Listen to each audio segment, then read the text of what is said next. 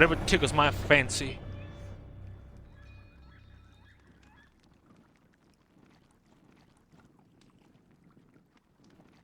I like the little things. Little things make the game go round. That's also very beautiful. Look at that. Welcome to Cleopatra, Queen of Egypt. For now.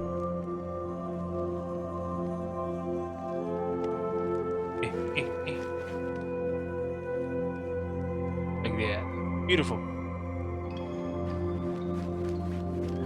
Simply beautiful. Sorry about that. Cleopatra VII Theophilopator ascended the throne in 51 BCE at the age of 18. Though her early attempts to maintain power were often challenged, she eventually prevailed and became the sole ruler of Egypt. According to Plutarch, she was the only Ptolemaic pharaoh to speak the Egyptian language. Her intelligence, coupled with a good education and a great political mind, allowed her to make the alliances necessary to maintain the independence of Egypt while Rome was becoming a Mediterranean empire. She was a smart lady. Big lady. I mean big lady. Big brain. And huge tracts of land.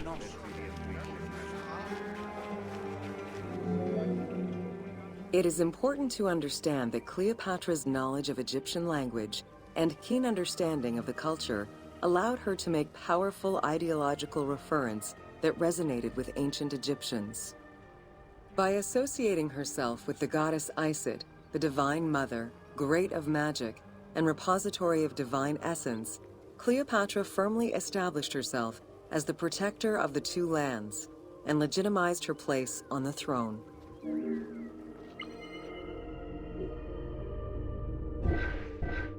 Smart lady, smart lady.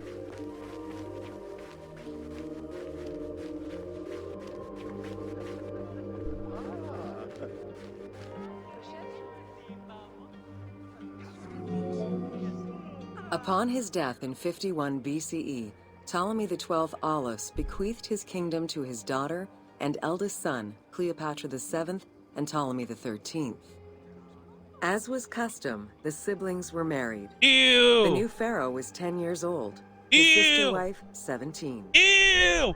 The early years of their reign were not easy.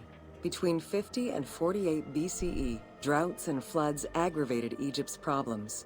General Achilles and the royal advisor Pothinos kept intervening in the young ruler's political decisions, and eventually colluded to turn Ptolemy XIII against Cleopatra. By 48 BCE, Cleopatra was in exile.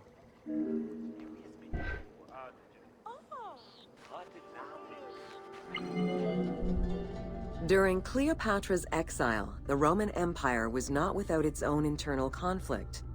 Caesar and Pompey were at war with one another, and after his defeat in 48 BCE, Pompey fled to Alexandria in the hope of finding refuge. This turned out to be an unwise decision. Listening to his advisors, Ptolemy XIII elected to have Pompey assassinated, his head kept as a gift, in the hopes of acquiring Caesar's favor. This gambit backfired. Instead of earning approval, the murder of a Roman greatly angered Caesar. Bad choices all around.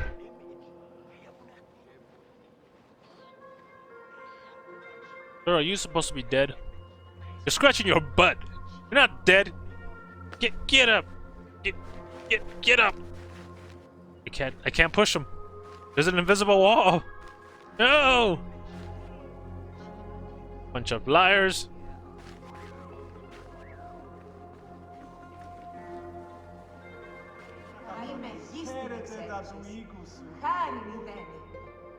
Simply breathtaking.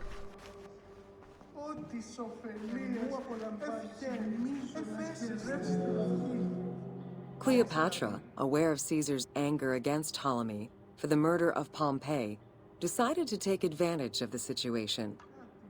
She returned to Egypt in secret, hoping to establish an alliance with one of the most powerful men of the time. Outside of the legend, where she had herself smuggled into his quarters in a carpet, what exactly happened during that fateful meeting remains a mystery. However, Caesar seemed to see a better ruler for Egypt in Cleopatra than in her young and too easily influenced brother. Invoking Ptolemy XII's will, Caesar attempted to mediate peace between the siblings. There will be peace. Wait a tick. Is Cleopatra supposed to have such nice, pale skin with blonde hair?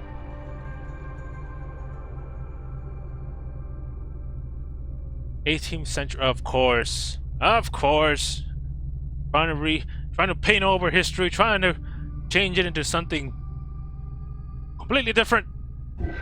Shame on you, people of the 18th century. Shame on you.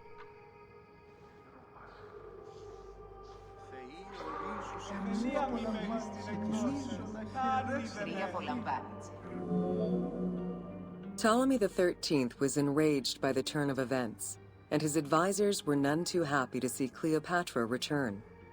Urged on by General Achillas and Pothinos, the young pharaoh plotted against Caesar and Cleopatra, resulting in the siege of Alexandria in 47 BCE. It was in March 47 BCE that Caesar defeated Ptolemy XIII's forces. The young pharaoh drowned in the Nile after having fled the battlefield. With her opponents dead or powerless, Cleopatra married her other much younger brother, Ptolemy XIV, and finally claimed the throne of Egypt for good. The end of the Alexandrian War also cemented the romantic and political alliance between Cleopatra and Caesar. Enough with the marrying of your younger brothers already. Come out! That's how you get deformed children.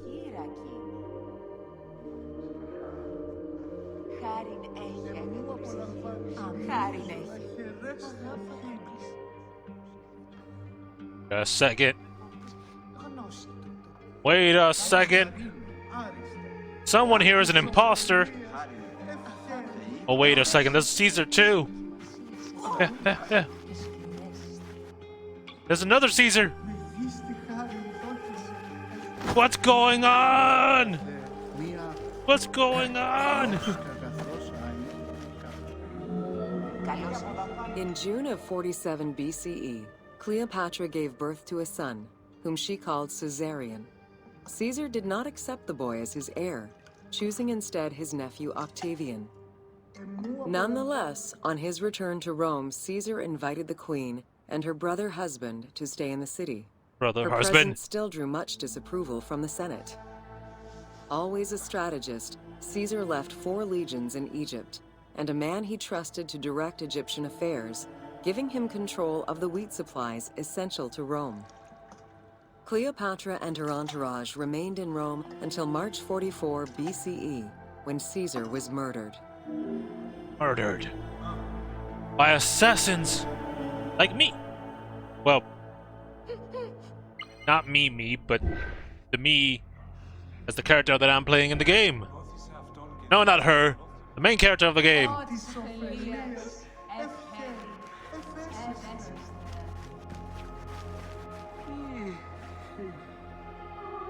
Okay. For a minute though, that water was reflecting sunset. Got a little confused there. That or the waters were made of gold. Caesar's most faithful ally, Mark Antony, often visited the Queen of Egypt during his stay in Rome. Unlike most, he recognized the legitimacy of Caesarion, the natural son of Caesar. Antony knew he would need the riches of Egypt in order to fight Octavian and claim the Roman Empire. Cleopatra, in return, saw a powerful ally. In the winter of 41 BCE, she arranged a sumptuous tour of Egypt by boat to show Antony the wealth of her country and the power she held as its ruler. A romantic and political relationship followed. the Roman Senate was once again most displeased. To calm spirits in Rome, Antony married Octavia, sister of Octavian. Senate will remember this. The Senate is most displeased. I am the Senate. Do it. Despite his marriage to Octavia, Antony remained Cleopatra's lover, and she gave birth to their children. Give me the children. Cleopatra increased her kingdom's territory and started a political propaganda alongside her lover in Egypt and beyond. She hoped to create a Ptolemaic federal empire with Alexandria at its center. Antony eventually repudiated his Roman wife for the Egyptian queen, much to the dismay of the Roman elite. However, while Mark Antony focused on Egypt, Octavian carefully gained military and political ascendancy over him in Rome.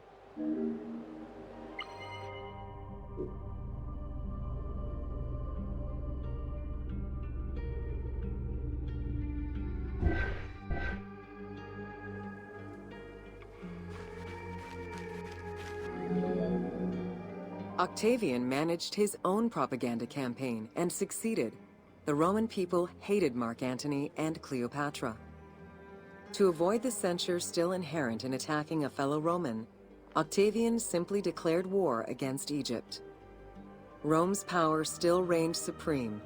The powerful Egyptian fleet, led by Cleopatra as well as Mark Antony's forces, were defeated in 31 BCE in Actium. Octavian arrived in Egypt in 30 BCE to formalize his victory.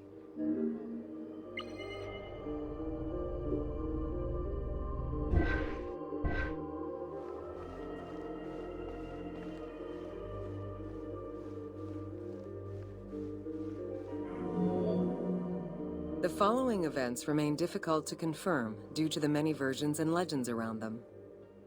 It is believed that after hearing a rumor about Cleopatra's suicide, Mark Antony committed suicide himself.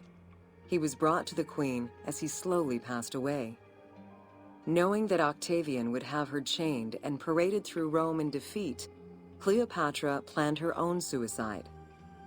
She most likely killed herself with arsenic, though admittedly, the version where she uses an asp to deliver a fatal bite may be considered more dramatic. What happened to the body of Cleopatra is still a mystery. Mystery. And I know you're not dead. See, you're moving. Cheating. Uh-oh. That is not YouTube friendly. I'm not to edit that out.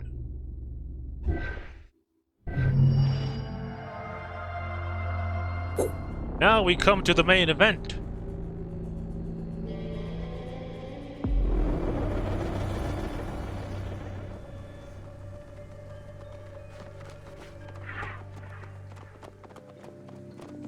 The Great Library of Alexandria. Welcome to the Great Library of Alexandria. I know, that's what I just said. Near the district of royal palaces and within the Moseon was the most famous library of all antiquity. The Library of Alexandria was built to house all of human knowledge. At its pinnacle, the library was believed to contain over 700,000 parchments. All of human knowledge. And of course, it's all gone. Gone, I tells you. Throughout the centuries, fires and wars between Christianity and paganism destroyed the library, Damn it. leaving nothing behind. Oh! The loss of the building, and more importantly, its vast collection, is immeasurable. As no descriptions are available, the team's rendition of the Library of Alexandria was inspired by the visuals of the Library of Chalcis at Ephesus.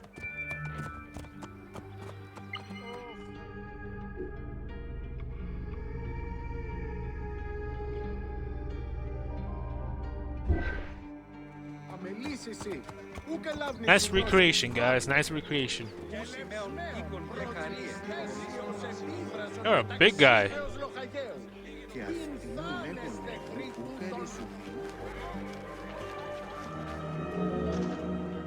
While much of the collection was purchased at the government's expense, the library also obtained books through other means.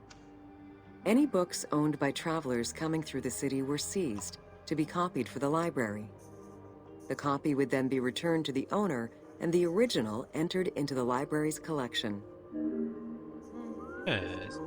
I don't know if that would be considered. Actually, it is. It's kind of like a fraud slash robbery, because you know the library is keeping the original, but you're giving them a copy, but it's a copy. It's not the original book. And back then, books, they were pretty original. There's not a lot of people that could write, you know. So if you had a book, good chances the original. Alexandria offered unrivaled intellectual and cultural attractions.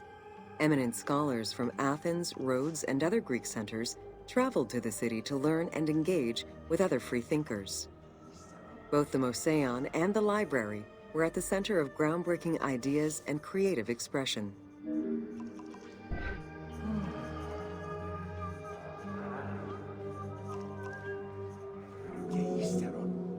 The great minds of antiquity were usually well versed in many disciplines, which were often associated to specific schools of thought. The Peripatetics, the Stoics, and the Cynics were among the most well-known schools of the time. It is clear that Alexandria lived up to its fundamental role as a city for intellectuals, nurturing many great minds whose impact reverberates through our modern world.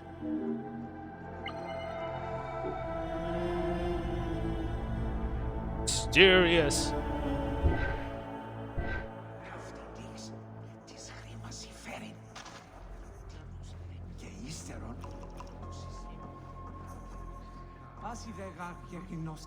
I'm actually kind of looking for torches.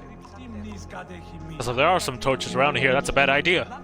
Hypatia of Alexandria was a Greek mathematician, philosopher, astronomer, and inventor. Though born in Greece, she eventually migrated to Alexandria, like many great minds of the time.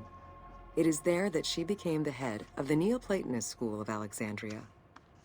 From most accounts, she was highly respected by her fellow Alexandrians, both as a teacher and a philosopher.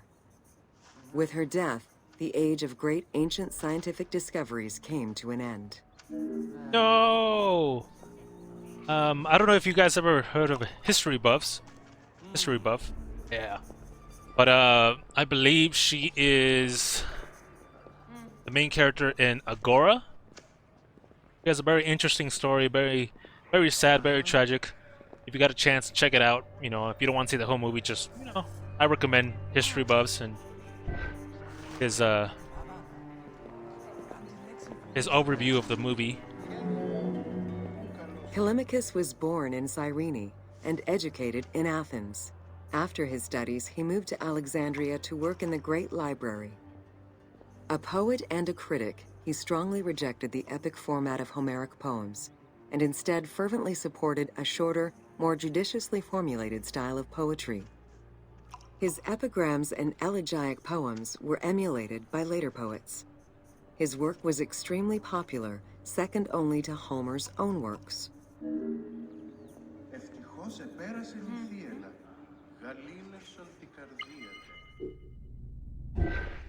If I didn't know any better, I would say you're the god of sheep, of rams.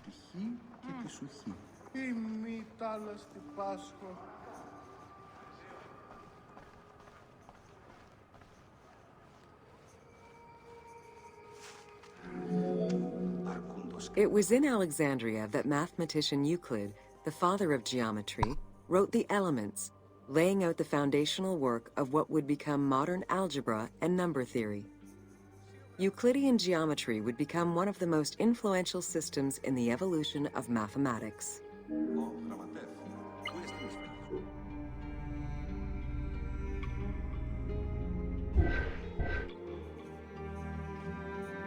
Doesn't have a beard like in the picture.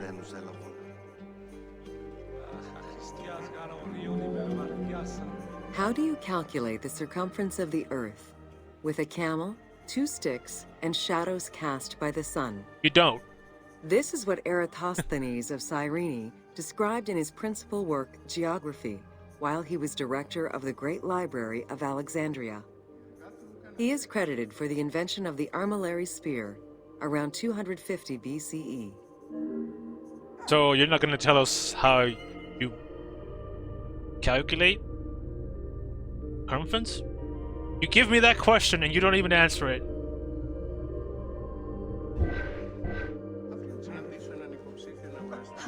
Now you left me wondering. I might have to research that ahead. Okay? The earliest known and most complete armillary sphere of antiquity was the Meteoroscopion of Alexandria, with an imposing 9 rings compared to the 3 or 4 of most other astrolabes. Known as the zodiac krikatoi amongst the Greeks, the Meteoroscopion was used to determine the location of celestial bodies around the Earth. Every self-respecting astronomer of antiquity would have sought to use this tool to better understand the celestial movements.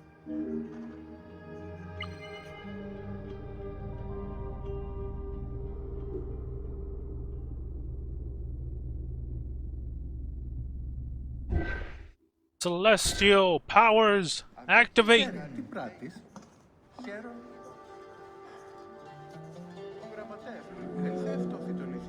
Pythagoras of Samos was a well-known and respected philosopher and mathematician.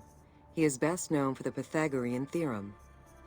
However, there is proof that the theorem existed in Babylonia and India long before Pythagoras was born, casting some doubts as to who exactly originated the theorem.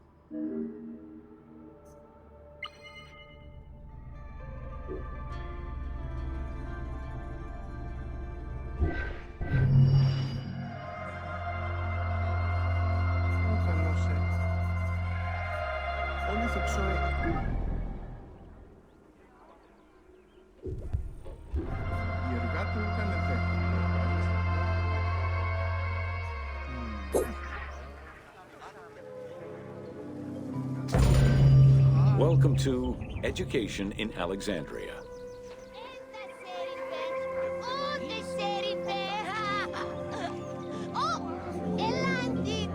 The education of young Alexandrians did not differ from the one generally dispensed elsewhere in ancient Greece. At the age of 7, the child was taken in charge by a tutor, who then became responsible for instilling an elementary education as well as good moral principles. Good moral principle.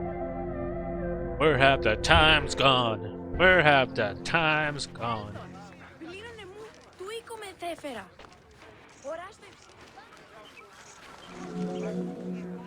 Teaching was generally done outside, in the open air. In the gymnasium, students were taught not only sports, but also topics such as rhetoric, philosophy, music, and poetry. All things deemed essential to one's education at the time. See, modern schools, why don't you teach, philosophy? Where'd it go, huh? Why'd you take that away from us? Trying to make us all sheep, that's what you're trying to do. Here, both girls and boys are shown attending a class given by one of the rhetoricians of the era. The team made the choice to show both genders attending class within the context of the game world. Even though it is historically inaccurate, the team felt it was not necessary to prioritize historical sexism over inclusive gameplay. Right.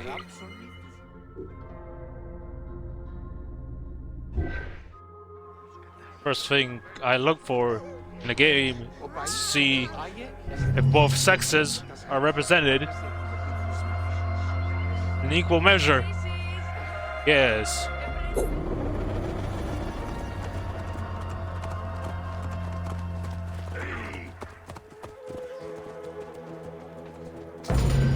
Welcome to the Mouseion of Alexandria. Pronounce museum, okay?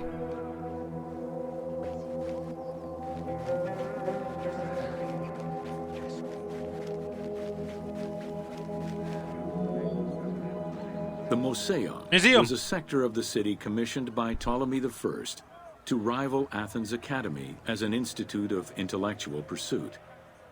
Dedicated to the 9 inspiring muses, the Moseon became a great center for philosophical and scientific enlightenment. It welcomed scholars from many kingdoms, inviting them to share knowledge in literature, science, and geography.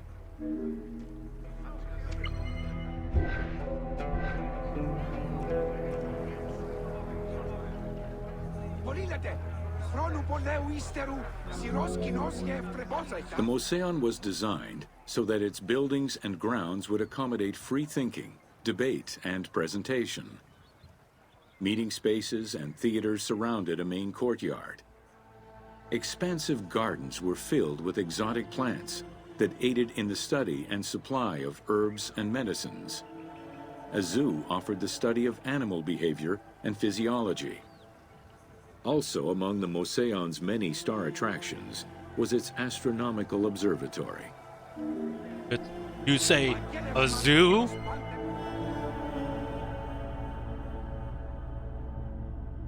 I would like to visit this zoo that you speak of.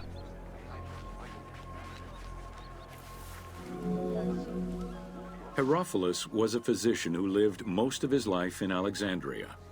He was able to perform the dissection of human cadavers on a large scale due to the permissiveness of the city in such matters.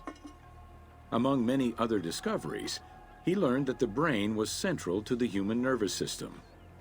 He also extensively mapped the blood system and measured the pulse with the aid of a water clock.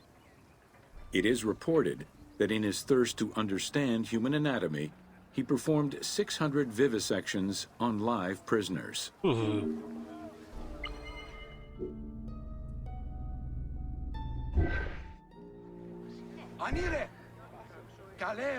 Someone's a mad doctor.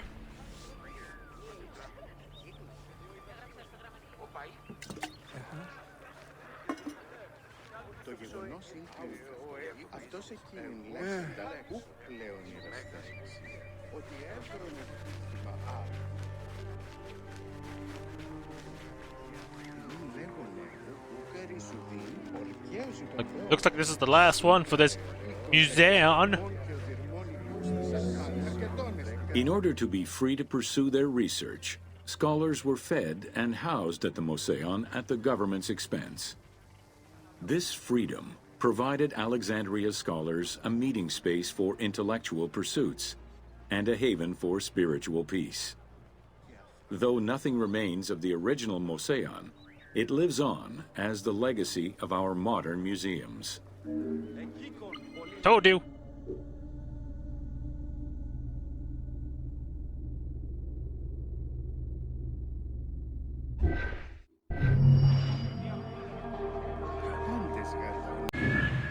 I think we got everything, guys. Or at least here in Alexandria.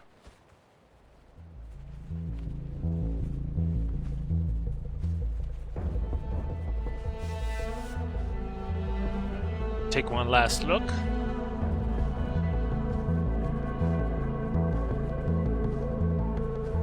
Oh yeah.